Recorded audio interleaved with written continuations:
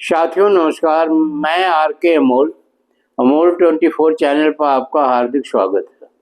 आज अर्थव्यवस्था के संबंध में आपसे चर्चा करना चाहते हैं। किसी भी देश की अर्थव्यवस्था निम्न बातों पर आधारित है। पहला, युवा आबादी या कमाऊ आबादी। दूसरा, बड़े बाजार, बिग मार्केट्स। तीसरा, प्राकृतिक संसाधन। आपके यहाँ कितने प्राकृतिक संसाधन हैं, इस पर भी अर्थव्यवस्था जो है काम करती है। उच्च तकनीक, हाई टेक्नोलॉजी। राजनीतिक स्थिरता, आपके यहाँ कितनी जो है पॉलिटिकल स्टेबिलिटी है। शिक्षा, कितने शिक्षित लोग हैं। इसके अतिरिक्त आवागमन के साधन, कितने आवागमन के साधन आपके पास सुलभ हैं, जिसमें बहुत सारी चीजें आती हैं। अब एक एक करके हम इसकी व्याख्या करते हैं। जिस देश में युवा आबादी होती है, जो कमाऊ आबादी होती है, जो सक्षम आबादी होती है, जो काम कर सकती है, उस पर वहाँ की अर्थव्यवस्था जो है निर्भर करती है। यदि आबादी में बच्चे होंगे, बूढ़े होंगे, तो वो क्या काम करेंगे? वो कोई काम नहीं कर सकते हैं। इसलिए अर्थव्यवस्था जो है वो युवाओं के ऊपर आधारित है। जहाँ यंग ब्लड होता है, जहाँ यंग लोग होते हैं, जिसमें काम करने का जोश होता है, वहाँ की अर्थव्यवस्था अच्छी होती है। दूसरा जो है, जहाँ बड़े बाजार होते हैं। अगर कोई बड़ा बाजार नहीं है आपके पास, तो आप जो माल बनाएंगे वो कहाँ उसको बेचेंगे और कहाँ से खरीदेंगे।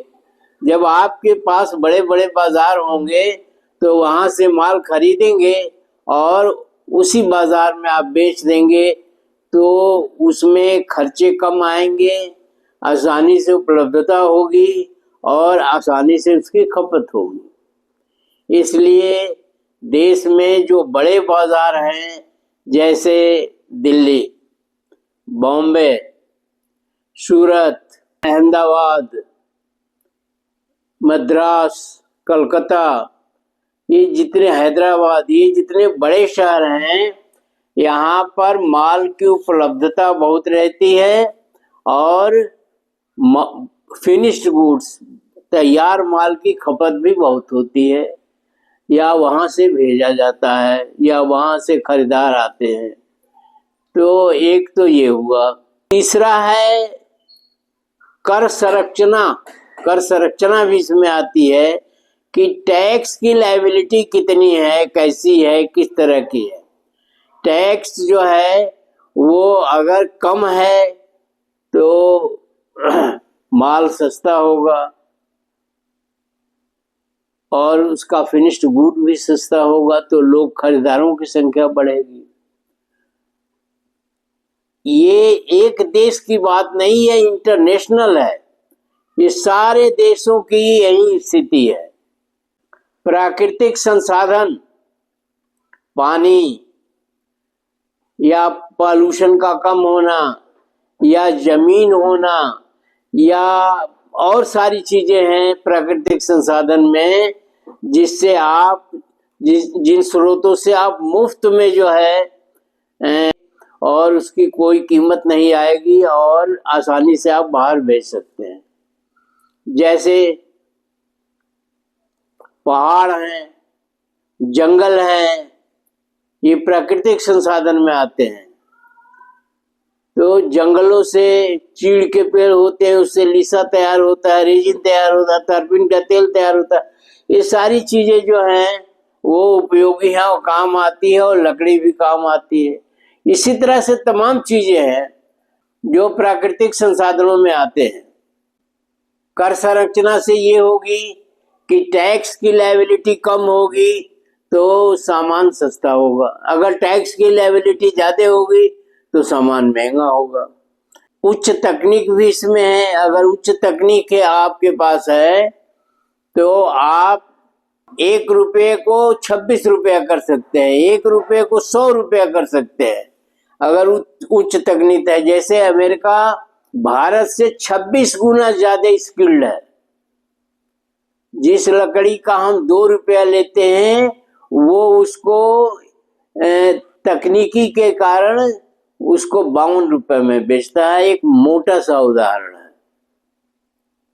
तो इस तरह से तकनीक से कोई भी चीज जो है उसकी गुणवत्ता बढ़ जाती है, उसकी क्वांटिटी बढ़ जाती है, उसकी बहुत सारी चीजें बढ़ जाती हैं, जिसकी वजह से अर्थव्यवस्था जो सही रहती है और हमें कम कीमत पर ज्यादा दाम मिलता है। जैसे एक गांव में बढ़ई है, वो बांस की चारपाई अगर बनाता है तो बांस से तो कुछ नहीं, आप सो नहीं सकते, उसी को चारपाई का रूप दे देता है, फिर उसमें बांस से बुनाई हो जाती है तो चारपाई आपके आराम करने की जगह हो गई, बैठने की जगह हो गई। इसी तरह से हर चीजों में जो है उच्च तकनीक बहुत मायने रखती है, जो फिनिश्ड गुड्स को आसानी से कम पैसे में तैयार करती है। इसी तरह से राजनीतिक स्थिरता भी रहेगी। अगर आपस में हम लड़ते रहेंगे और कहीं राजनीतिक स्थिरता नहीं है तो व्यापार में या सामान में या काम करने में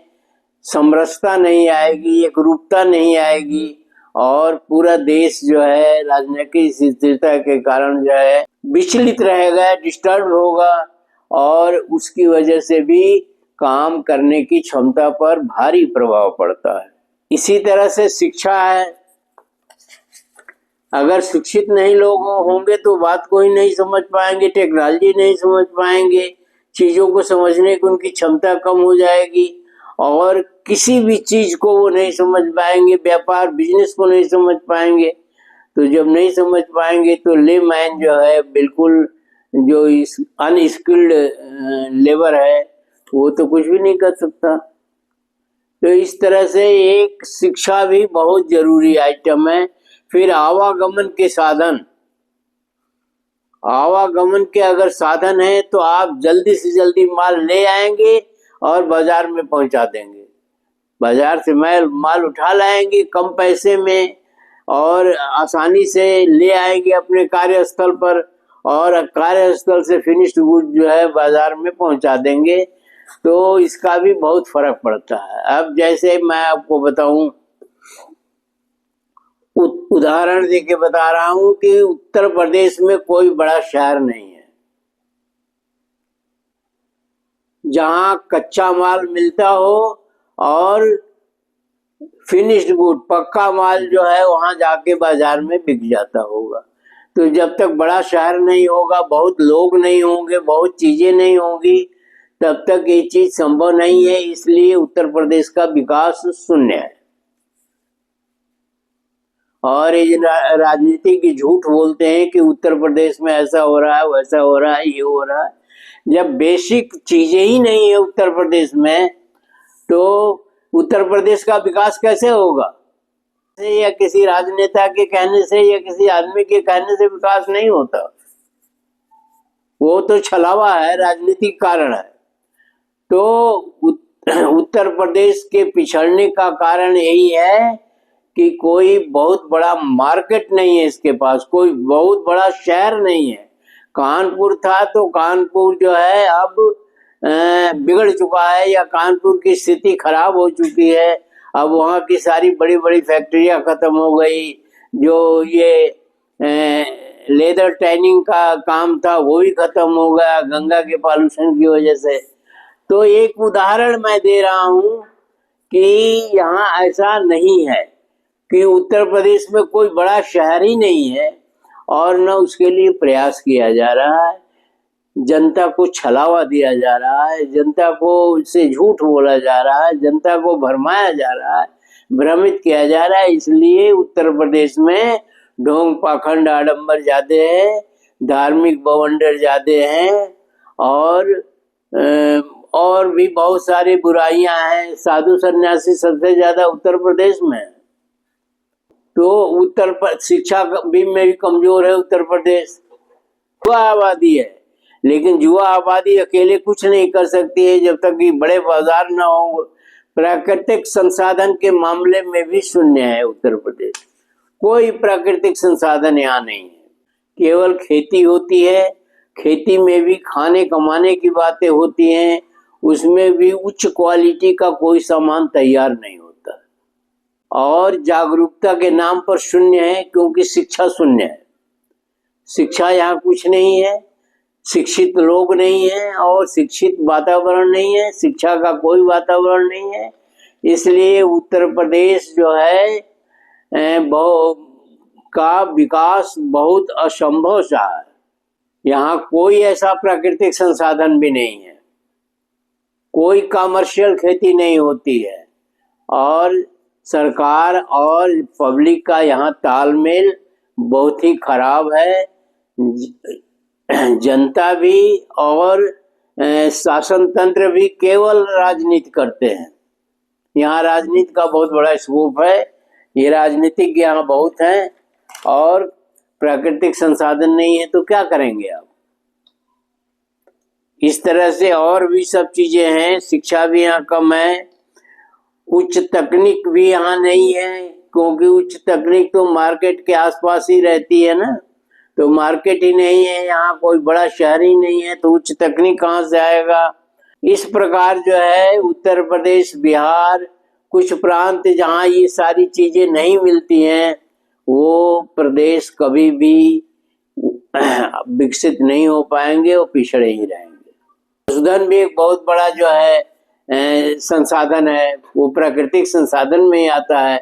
यहाँ उच्च नस्ल की गाय भैंसे नहीं है, बहुत बड़ा कोई बहुत बड़ा डेयरी से संबंधित उद्योग नहीं है जहाँ पनीर और ये चीजें होती हैं। उच्च तकनीक में अगर आलू पैदा होता है तो वो दूसरे प्रांतों को निर्यात किया जाता है। आलू से संबंधित कोई फैक्ट्री नहीं है, स्किल्ड लेबर नहीं है, तो तमाम चीजें मिला करके ये होता है कि उत्तर प्रदेश पिछड़ा का पिछड़ा ही रहेगा, बिहार पिछड़ा का पिछड़ा ही रहेगा। अब वो सोच भी उसी तरह की बनती जाती है, उत्तर प्रदेश के लोगों की सोच भी उसी तरह से है। ढोंग पाखंड, आडंबर, मंदिर मस्जिद, ये वो, उनको किसी दुनिया के वातावरण से कोई संबंध नहीं है। वो व्यापार करना जानते ही नहीं है, व्यापारिक संबंध भी नहीं है उनके, और कोई यहाँ अपना व्यापार फैलाने नहीं आता है। इन्हीं कारणों से यहाँ आवागमन के साधन भी नहीं सही है, शिक्षा भी बहुत कम है, जिसकी वजह से अराजकता सा माहौल है और ये दोनों प्रांत बदनाम है। अगर वो बात न भी हो तब भी बदनाम है कि यहाँ सिर्फ जो है गुंडई होती है, मतलब कोई सक्रिय काम नहीं होता है। इसलिए उत्तर प्रदेश और बिहार की स्थिति हमेशा ही खराब रहेगी। और आप देखेंगे कि जो समुद्र का किनारा है, जहाँ बंदरगाह है, जहाँ साधन है, वो प्रांत या वो शहर काफी तेजी से बढ़ते हैं। तो अर्थशास्त्र के सारे फार्मूले जो हैं यहाँ फुलफिल नहीं होते हैं, जिसकी वजह से यहाँ उच्च वर्ग की बढ़ोतरी नहीं होती और निम्न वर्ग के लोग ही रहते हैं। तो सरकारों को भी ध्यान देना चाहिए, जनता को भी इसकी मांग करनी चाहिए कि यहाँ बड़े शहर बनाए जाए, फैक्ट्रियां खोली जाए। उत्तर प्रदेश का ही एक क्षेत्र है सोनभद्र जिला, जहाँ पर हिंडाल्को है, बिजली के संयंत्र हैं और भी बहुत सारी चीजें हैं, और वो इलाका जो है समृद्ध है, बढ़िया है। वहाँ तमाम तरह की एक्टिविटी लगी रहती है, बिजली के प्लांट्स हैं, और बाकी हिस्सों में बिल्कुल शून्य है। ये प्रांत उद्योग शून्य है, बिहार उद्योग शून्य है, उद्योग शून्य है। तो इस तरह से ये पिछड़े हैं। तो सरकारों को भी इस पर ध्यान देना चाहिए, जनता को भी इसकी डिमांड रखनी चाहिए कि बड़े शहर बनाएं, उद्योग लगाएं। और ये राजनीतिक तो पूर्णतया झूठ बोलते हैं। उद्योग लगाएं और बड़े उद्योग लगाएं। बड़े उद्योग लगाने से ये होगा कि उनकी एंसिलरी यूनिट, सहायक सहयोगी कंपनियां बहुत बढ़ जाएंगी और उस शहर का विकास जो है काफी तेजी से होगा। क्योंकि इन फैक्ट्रियों के मार्केट में खरीदारी बहुत तगड़ी होगी, तो मार्केट रीच होगा और लोग बाग जो है मार्केट के सहारे उन्नति करेंगे। जनता से अपील है कि वो इस वीडियो को बहुत ठीक से पढ़े और सरकार से ये मांग रखे कि वो बड़े शहर विकसित करें और बड़े उद्योग लगाएं, छोटे उद्योग नहीं, बड़े उद्योग लगाएं और जनता को ये लालीपाप न दें, जनता को ये भ्रमित न करें, बड़े उद्योग लगाएं जिससे कि उद्योग धंधे पनपे। अब एक आपको छोटी सी इसी में सही कहानी सुना रहे हैं। बिहार के प्रथम मुख्यमंत्री बीपी सिंह थे, जो भूमिहार जात से थे, और मुख्यमंत्री जब वो बने तो उन्होंने अपने गांव गए और लोगों से कहा कि यहाँ एक बहुत बड़ा फैक्ट्री लगाने के हम सोच रहे हैं। तब कांग्रेस का जमाना था, मुख्यमंत्री बहुत ताकतवर होता था और सरकारें भी ताकतवर होती थी, और चूंकि गुलामी से आज़ादी मिली थी जल्दी ही, तो लोग सक्रिय थे, लोगों का दिमाग काम करता था कि क्या किया जाए कि देश आगे बढ़े। आज की तरह से मंदिर और मस्जिद और हिंदू और मुस्लिम और ये पॉलिटिक्स नहीं होती थी, बिल्कुल ही नहीं होती थी। आज हमारे पिछड़ने का एक कारण और भी है कि हम हिंदू मुस्लिम करते रहते हैं, हम मंदिर मस्जिद करते रहते हैं, हम धर्म के ढोंग पाखंड दोहराते रहते हैं, हम कुंभ में लोगों को नहलवाते हैं और तमाम तरह की जो है ढोंग पाखंड आडंबर फैलाते हैं, और ये राजनीतिज्ञ फैलाते हैं, संवैधानिक पदों पर बैठे हुए लोग फैलाते हैं और कहते हैं ऐसा है वैसा है फला है ठेका है, ये देश उन्नति कर रहा है और प्रांत उन्नति कर रहा है, कतई नहीं। तो वो कहानी सुना रहे हैं, तो अपने गांव गए और उन्होंने कहा कि यहाँ एक बड़ा सा उद्योग लगाना चाहते हैं। अब वही पुरानी विचारधारा, वही पुरानी सोच और वही कमजोर मानसिकता, उनके पट्टीदारों ने, उनके पूरे गांव के लोगों ने, उनके सगे पट्टीदारों ने, उनके सगे घर के लोगों ने भारी विरोध किया उनका। कहा नहीं नहीं, यहाँ कोई फैक्ट्री नहीं लगेगी। क्यों? तो ये जो दलित और पिछड़े हमारे खेतों में काम करते हैं वो फैक्ट्रियों में नौकरी करने चले जाएंगे, वो चाय की दुकानें वहां खोल लेंगे, कपड़े की दुकानें खोल लेंगे और तरह तरह की दुकानें खोल लेंगे, और हम लोगों की खेती कैसे होगी? तो हम लोग यहाँ कोई उद्योग नहीं लगने देंगे। अंततः जो है उन्हें हार माननी पड़ी, अपने ही परिवार से, अपनी ही बिरादरी से, अपने ही लोगों से, अपने ही गांव से, और वहाँ कोई उद्योग धंधा नहीं लगा। अब वहां का लेबर काम करने पंजाब जाता है, हैदराबाद जाता है, दूसरी जगहों में जाता है, तो क्या कर लोगे आप? फिर कैसे खेती करोगे आप? तो ये पिछड़ी सोच जिसको कहते हैं, निम्न तकनीक, एक निम्न स्तर की सोच, एक पुरानी सोच, एक घटिया और ढोंग पाखंड आडंबर वाली सोच जो है, उसकी वजह से उस इलाके का विकास नहीं हुआ और बिहार आज भी पिछड़ा हुआ है, तो पिछड़ा ही हुआ। एक और आपको किस्सा बताते हैं बलिया जिले का। बलिया जिला उद्योग शून्य था, आज भी है। वहां एक फर्टिलाइजर फैक्ट्री जो गोरखपुर में लगी थी, वो बलिया के पास एक बसंतपुर जगह वहां लगनी थी। बसंतपुर के ठाकुरों ने, क्षत्रियों ने भारी विरोध किया, हमारी जमीनें चली जाएंगी और ये हो जाएगा और वो हो जाएगा और यहाँ फैक्ट्री लग जाएगी तो पुलिस थाना जल्दी जल्दी आएगी, साधन हो जाएगा। और वही सोच जो बिहार वाली बताए हैं कि आसपास के गरीब गुरुबा लोग, छोटी जातियों के लोग या पिछड़ी और दलित लोग जो है फैक्ट्रियों में काम करने लगेगा और हम लोग खेतों में काम नहीं होगा, जिसकी वजह से वो फैक्ट्री उठा करके चली गई गोरखपुर। और आज बलिया जो है आज भी उद्योग शून्य है। वहाँ का आदमी काम खोजने के लिए बॉम्बे, हैदराबाद जाने कहाँ कहाँ जाता है, और बलिया आज भी उपेक्षित है, तो आज भी उपेक्षित है। और कभी वहाँ की उपेक्षित, वो हमेशा उपेक्षित रहेगा, कभी जो है वो डेवलप नहीं करेगा या विकसित नहीं होगा। वीडियो को ध्यान से पढ़िए, समझिए, हमें भी कमेंट बॉक्स में समझाइए और इसको एक्टिव तरीके से अपने दिमाग में लाइए और सरकारों को मजबूर करिए कि वो यहाँ इंडस्ट्रियलाइजेशन करे, औद्योगिकरण करे इलाके का, ताकि इस प्रांत की, बहुत बड़ा प्रांत है, एक देश के बराबर है, और इनका उद्धार हो सके और ये विकसित हो सके। वीडियो को लाइक, शेयर और सब्सक्राइब करना ना भूलें। धन्यवाद।